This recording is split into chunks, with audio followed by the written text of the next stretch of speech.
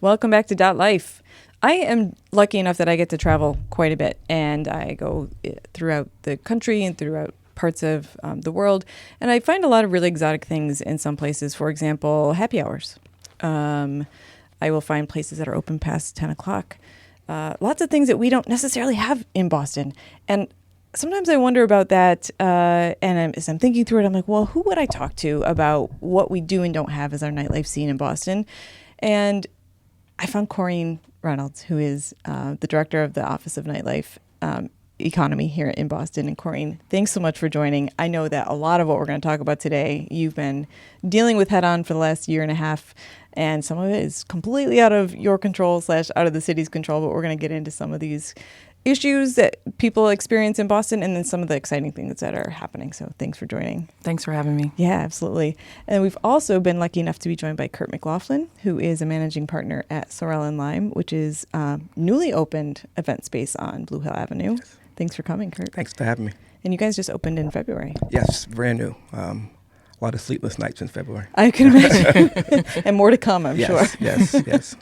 So before we get into, nightlife in general, let's, if you don't mind, Corean, just give a little overview of yourself, your background, and then what you do in this position.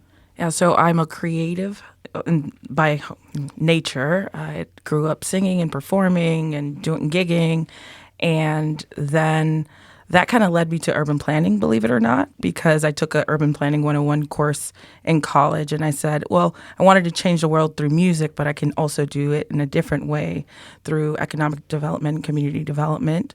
And then I came to Boston from Chicago in my 20s, and I was trying to find my way. In Chicago, I had my bars, and I can go anywhere that and feel comfortable. But when I got to Boston, it felt a little different, and I couldn't find my space, and that kind of drives me under in my work in an undertone of ensuring that Boston has spaces for everyone. Yeah. And then I worked at the Boston Foundation for some years, and I was able to invest in our small businesses, doing economic inclusion, grant giving, and thinking through how we can invest in small businesses, invest in the resources for small businesses so we can grow our communities economically. And that kind of made a stone soup or a perfect storm that led me to this role. Well, we are excited to have you, and I think you've been called the Nightlife Czar. I don't know if you've heard that. That's what they call me, but it's not my title.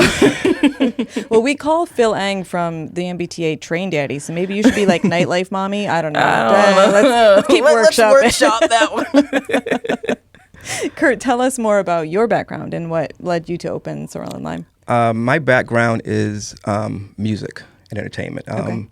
Growing up, my father was a DJ. In turn, I turned into be a DJ. From a DJ to an event promoter, curator, predominantly in the Caribbean community. And it's always been a dream of mine to own my own establishment. So that led me to where I am now.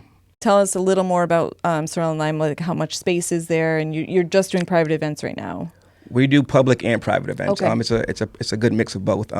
It's a pretty big space. It's 2,700 square feet. We did almost a total rehaul of the place, a big renovation on it. So we do a good mix of birthday parties, of bridal showers, baby showers, public events, private events. So yeah, mixed bag. And you're a Lower Mills person, right? I grew up in Lower Mills, moved all around the city, but I'm currently back in that area now. Okay, yeah. Awesome. Let's talk about some gripes. We'll just get it out of the way. I mentioned a few of them. No happy hour. Every time I go to New York, I'm like, what is this $4 beer? Oh, right, it's happy hour. Why not? Why not in Boston? What happened there? So happy hour is a state issue. I thought you were going to say it's a state of mind. And I was like, actually, that's really profound. If you say it's happy hour, it is happy hour. No. So to change that, it would have to be changed at the state level. And we had happy hour in the past. That changed through some advocacy work through Mothers Against Drunk Driving at the time. And since then, we haven't had it. For that to change, folks like business owners and patrons would have to go to their state government officials to tell them how it could be a benefit. And when you think about it, when it was changed, we had different technology. We didn't have Uber.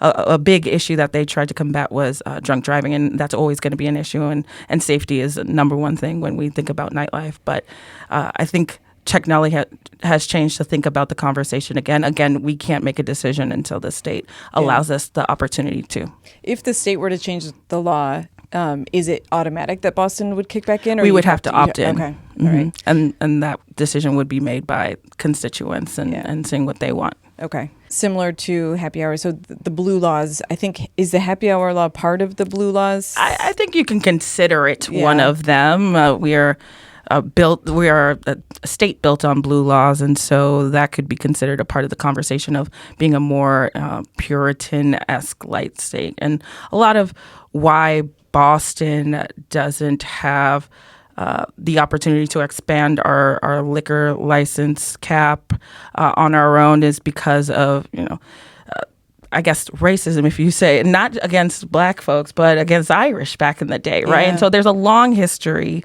of how this city was discriminated against at the state level to allow folks not to have the opportunities to grow their business. And now we're seeing the trickle-down effects of that. So they wanted to prevent Irish immigrants from opening establishments with the alcohol. So they put a cap at the state level, and that lasts today. Cool. What other blue laws? Is that also things like where you can purchase alcohol? On certain, so all holidays, you can't buy alcohol on that day. Have you noticed on Memorial Day, you can't go to a packy and buy a 6-pack? No. That's why. Oh my gosh. So, if you drink, if you like to enjoy that on a holiday, I suggest getting it the day before. Woe to those who don't plan ahead. Right? Exactly. I've been in that situation. What about costs? Because I think part of what I see when I go to different places, like the most recent city I was in that I would reference is Toronto, a lot of like really creative, interesting types of businesses that I think are a little bit of a risk. And when you're in a high cost city like Boston, it's tough to take those risks. And Kurt, I would imagine you could talk about the risk of taking a risk and a creative risk. So do you think that cost is suppressing the types of businesses that open in Boston?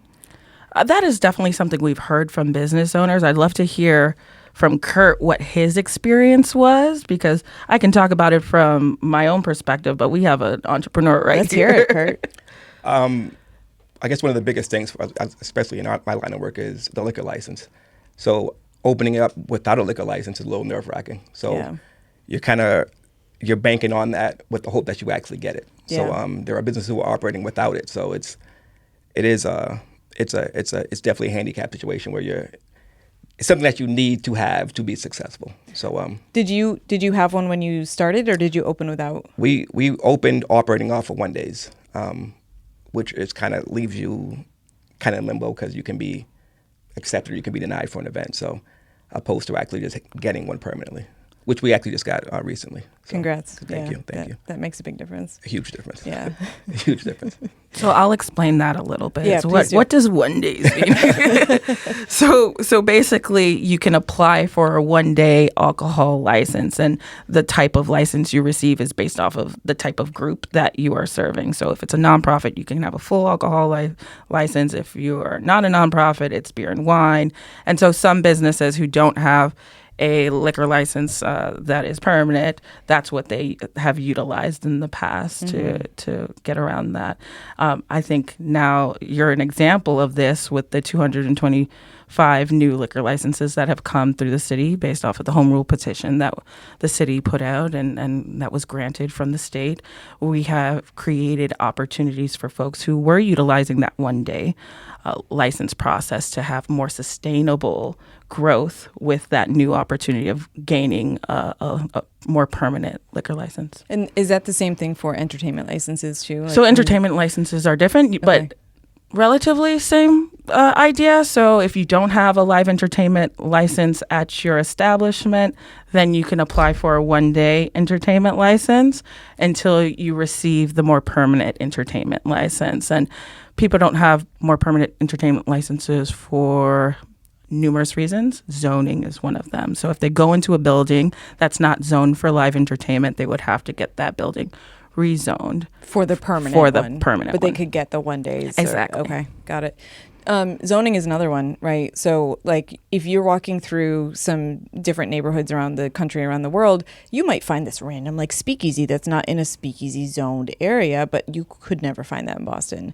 Is that something that is being addressed or thought about? I think zoning in Boston in general is quite antiquated and needs to be readdressed in general, which is, I know, is not your purview, but is that something from a nightlife perspective that has been raised?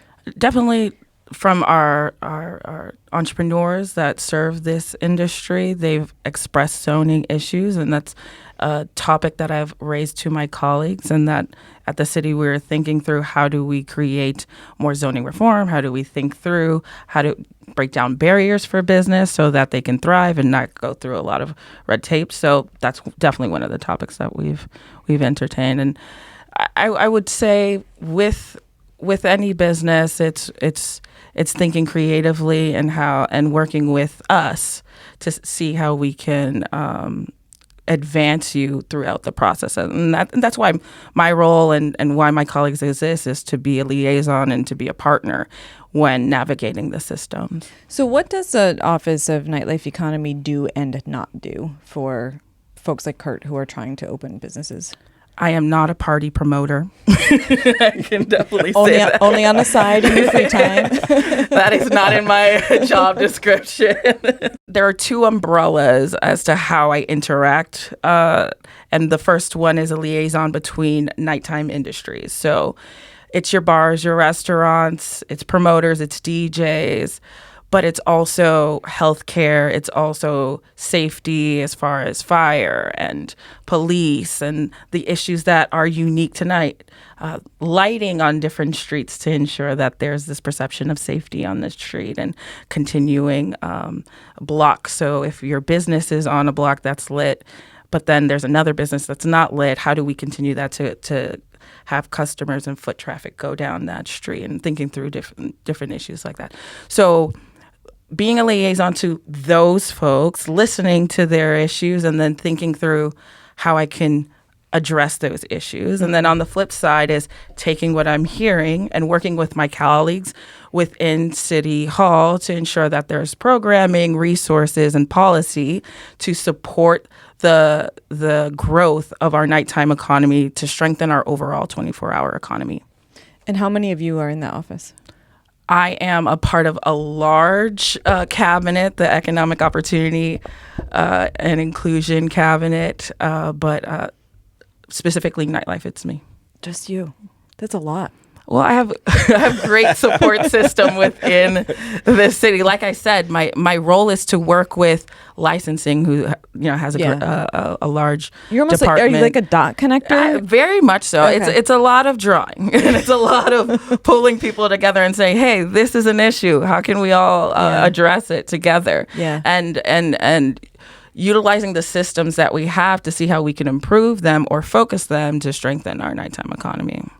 Do you take a lot of like feedback from citizens who are like, "Hey, I'm mad about this establishment"? All the time. Yeah. Okay. That's got to be the best part of your job. I call myself a therapist.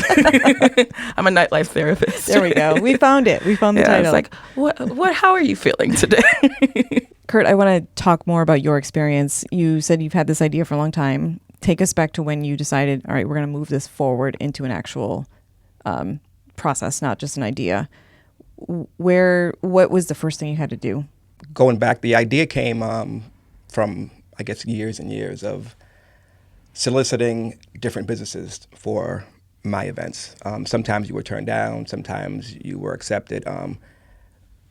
But you were always kind of walking on eggshells, because if the event didn't go exactly how you wanted it to go, you probably couldn't go back to that venue again. Oh, meaning, so you were a DJ? Or I was a DJ. I was a promoter. I did events at other venues. Okay, so you were just sick of having to ask other Yes, venues. absolutely. So over the years, I can't wait to do this. I can't wait to have my own. Yeah.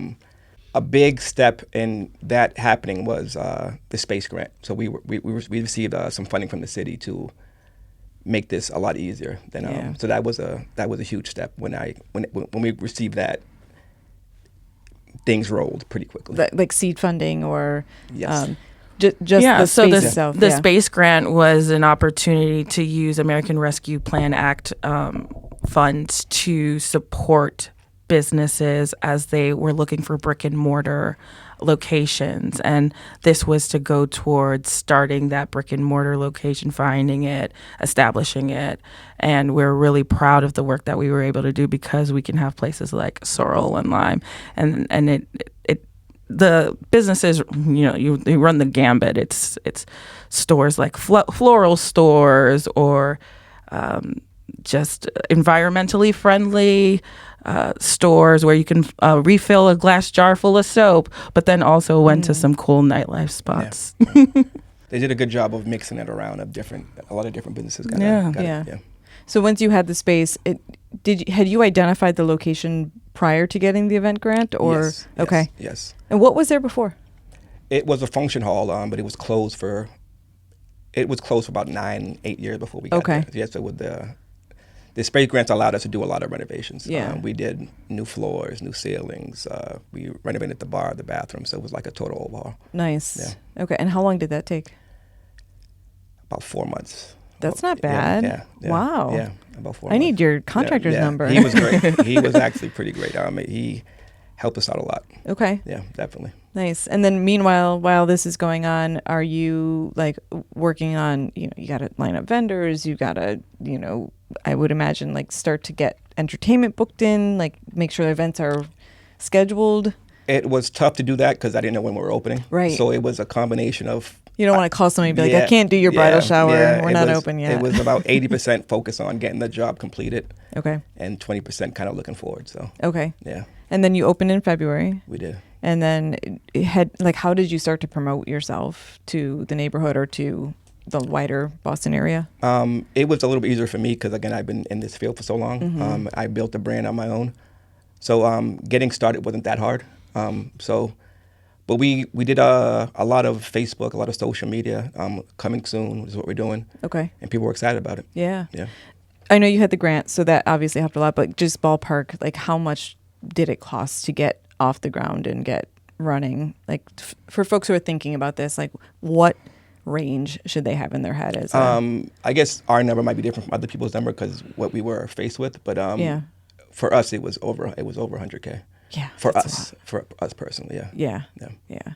So that's a big hurdle for some folks. Yeah.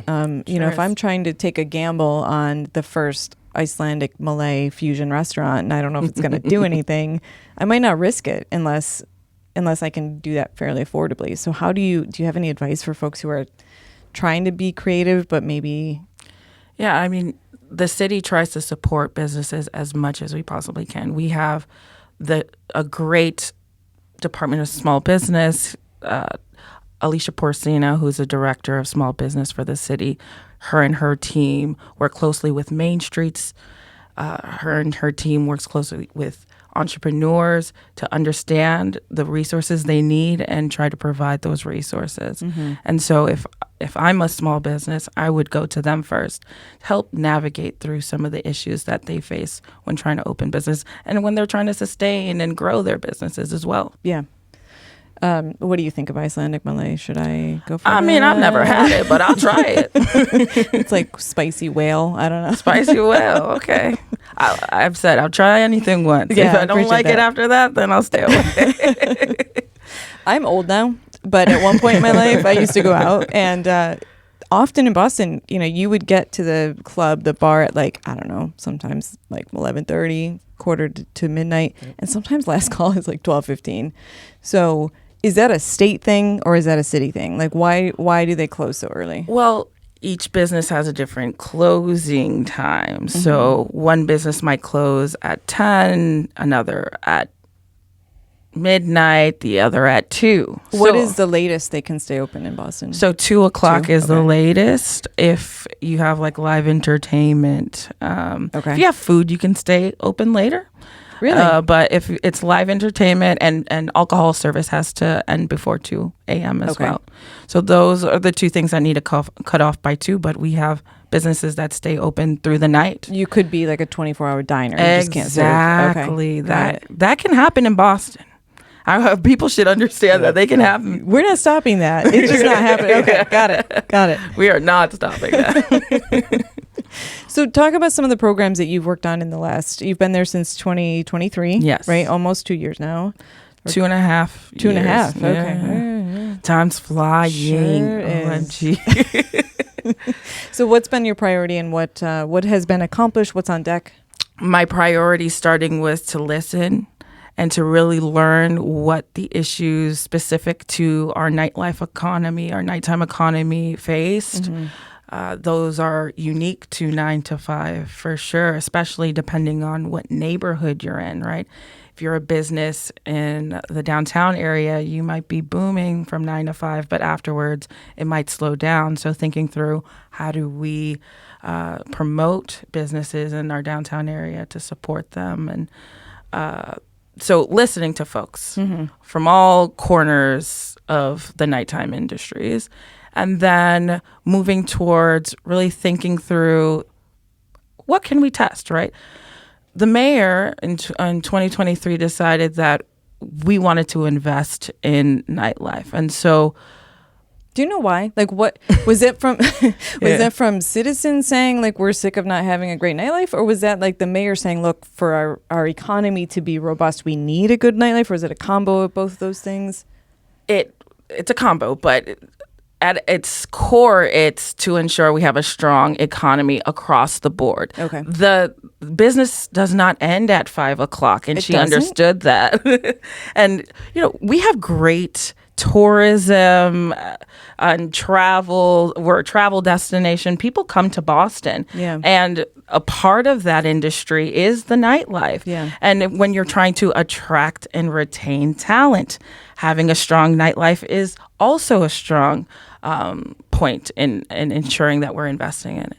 So that's the genesis of it all. And so there had been some workings on nightlife and thinking it through, and there was some research in the past, but there was no dedicated support, a dedicated human being in City Hall to work some of the issues that they found in the past out. And so she thought that it was about time that we thought about business in a forward-thinking way. A lot of folks say, hey, I'm sleeping, I'm in bed by 9:30, but we don't shut down, and ensuring that we have a good quality of life and constituent services throughout the day is really important for folks who are working at night and keeping us safe at night. So yeah, I think that's really important that, a lot of people may do the 9 to 5, but a lot of people don't. And we do need to have a functional transit system after hours for people who are out and need a safe way home, or for people who are working and need to be able to get home. But it's a little chicken and egg, right? Like, do we keep the train running fairly empty so that people can get home, knowing that if we do that, maybe more people will go out later? Or do we want the crowds first and then we'll keep the trains running? Like, there's a lot of things to consider there. It's culture shifting, right? Exactly. And it's going to be sticky and crunchy in the beginning, and there's going to be a lot of what ifs in the beginning. We might lose some money on some things. Exactly, but there's courage in change. Yeah. And so that's what we're trying to do here. How late are you guys open? We go till 2. Okay. Yeah. And how many nights a week? Typically, usually Friday and Saturday that we go that late. Are you open 5 nights, 7 nights? How? We're not open. We're kind of open as per request now. Okay. But usually we're open on Friday and Saturdays. If we do an event on Sundays, we don't go that late. Yeah. And if we do events during the week, we typically don't go that late. But we have the ability to go to 2 a.m. And you are eventually going to be open like restaurant service, bar service, like walk-in, or is it always going to be scheduled events? It'll eventually be open. We don't have a kitchen, so there won't be food. But what we do now is we partner with outside food vendors. Yep. Some of the food trucks that you guys have for the lottery. We're doing an event on Friday, a comedy show, when we have Cool Shades, one of the food trucks coming down. That's pretty cool. But eventually we'll do 7 days a week, maybe 6 days a week, but we'll be different events, different programming throughout the week. Okay. Yeah. And people can just walk in. They can just walk in. Awesome. Yeah. That's really cool. Absolutely. Especially in that area, there's not so much there. So that's really great that you brought that in. Talk about food trucks. Yeah. That's a new initiative that we're doing that's piggybacking off of legacy work of the mayor. So when Mayor Wu was working for Mayor Menino at the time, she was a part of establishing food trucks as an industry overall in the city. And I was grateful enough to be able to continue her legacy in this new way, right? We've had this food truck program during the day to serve daytime workers, and post-pandemic, the food truck industry took a big hit, and they haven't really been able to bounce back. And so when we're thinking about how do we serve and revive an industry post-COVID while also providing a need for folks who are working late night, like nurses and doctors, police officers, firefighters, who say, hey, I need more options at night. It can't be fast food, because these trucks aren't fast food. No. This is fresh food that they're providing to these folks who are working throughout the night. The late night food truck program was created to serve those two issues and address those two issues. Yeah. And so where are they? They're in 7 different locations throughout the city. They're next to hospitals. They're next to thriving nightlife hubs. They're next to colleges and concert venues. They're sprinkled all throughout. One's at Faneuil Hall. I think that's Thursday, Friday, and Saturday. So when folks are roaming around looking at the beautiful city at night, they can stumble upon a truck and have a chicken sandwich in the middle of the night. Nice. I've heard from concierges where it's like, people come into the city all the time looking for late night food, and now I finally have a place to turn them to. And so we're really proud of the work. And I've heard from nurses saying, thank you so much. We needed this. We look forward to it. Yeah. So we're really proud of the program. With anything, there are kinks that you have to work through. It's a pilot program. And I say pilot not because it may not happen again, because we want to give us space to learn and adjust and make it stronger in the next iteration. How do we get a late night food truck in Dorchester? Stole my question. Give me a spot where folks will actually go to it, and there's no residents that will be impacted by it. So we're not going to get one, is what you're saying. I hear you. Okay. What about the drink covers project that you initiated when you came into this position? Yeah, having a safe nighttime is paramount, right? Yep. We are the safest city for a reason, and we want to be proactive and thoughtful about how we ensure that our nightlife is safe. And so when I came into this role and thinking through some of the issues that come up around safety, that's one of those issues is drink spiking. Mm-hmm. And to address that issue last fall, we purchased some drink covers to distribute to local businesses. And we were able to do that last fall, and we distributed like 10,000 different drink covers throughout the city so that business owners could have that as a resource for safety, and folks who are at those businesses can take some agency and be like, hey, can I grab one of those covers? I just want to cover my drink. Yeah. And we're not going to stop there. We're going to put more of those covers out in the street, but also think about how do we change culture and education as well about how to prevent that. I know there was kind of a spike in, wow, I did not mean to say spike in spikes, but there was an increase in spiking incidents a couple of years ago. It seems like that's gone down. I haven't heard a lot about that. Have you seen results from this program? I can't speak to the exact numbers, but there was at some time a lot of reports of drink spiking, mm-hmm. Comparatively to other times. And so that this is to address that issue, and we continue at least anecdotally, it seems to have helped. Yeah, exactly. Yeah, great. What's next?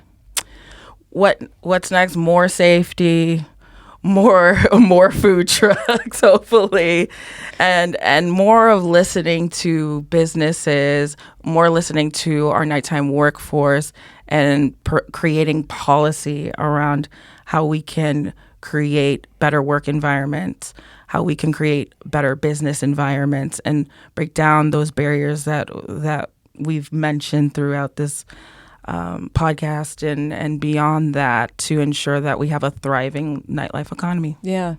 you've done some standalone events, but that's something else that I think will come up in the future, right? Like instead of establishments doing things all the time, you might have like there was one I think on City Hall Plaza that was so we were thinking through how do we imagine nightlife in the 23 different neighborhoods that we have, because as you can imagine, nightlife looks different everywhere. Yeah. And again, utilizing American Rescue Plan Act money, I was able to put out an open call to every single neighborhood and say, hey, what does nightlife look like in your neighborhood? Or what kind of nightlife do you want to see in your neighborhood? And we were able to invest in over 50 different events, and 20,000 people were able to experience nightlife in different ways throughout the city. That's great. We talk a lot, obviously, about alcohol because life often entails alcohol. But what are other non-alcohol related or non-bar related nightlife things that are kind of either on the radar or have been tried? Yeah, really thinking through how we can support just businesses and the hours of operation, really thinking about the zoning issues, really thinking about entertainment issues as well, workforce, so the T, encouraging the MBTA to continue bumping that time later and later to ensure that folks are getting home when they need to and they have access to low-cost transportation at night. Yeah. Kurt, how about your first few months experience? Has it been largely positive? What would you do differently? What would you advise anyone else thinking about this to do? It's been positive. Good. Gratefully, it's been positive. Ebbs and flows, but it's definitely been on the positive end. I would suggest anybody who did this to take their time, do a lot of research. Again, what was helpful for us was my experience in the nightlife world. So that came a lot easier for me than it may come for others. So but the city with the space grant have a lot of resources, non-monetary resources, with licensing, with permitting. So it made things a lot easier for us as well. That makes a lot of sense. Yeah.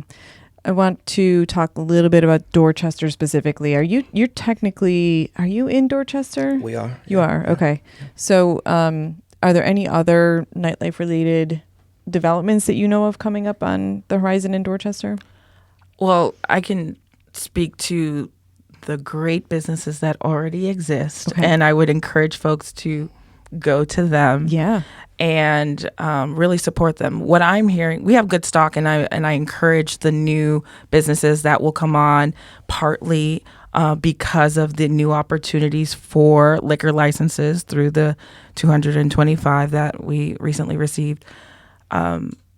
Look out for those. I'm excited for those, but go out to Sorrel Lime, go out to Dorchester Brewing Company, Bully Boy, one of my favorite places in the city. Go have dinner and really enjoy what you have and take a stock of what is available, and then come to me and tell me, hey, I think we could use this. Okay.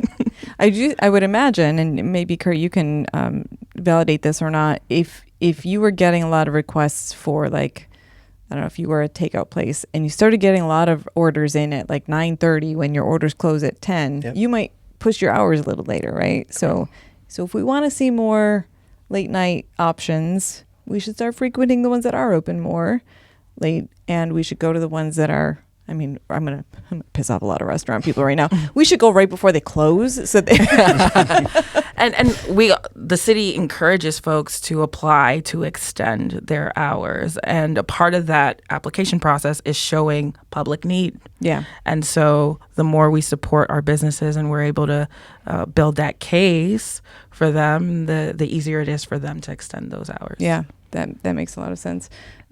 So if people have requests for things in their neighborhood, the direct path to you is? Just emailing me at nightlife@boston.gov. Great. Love that.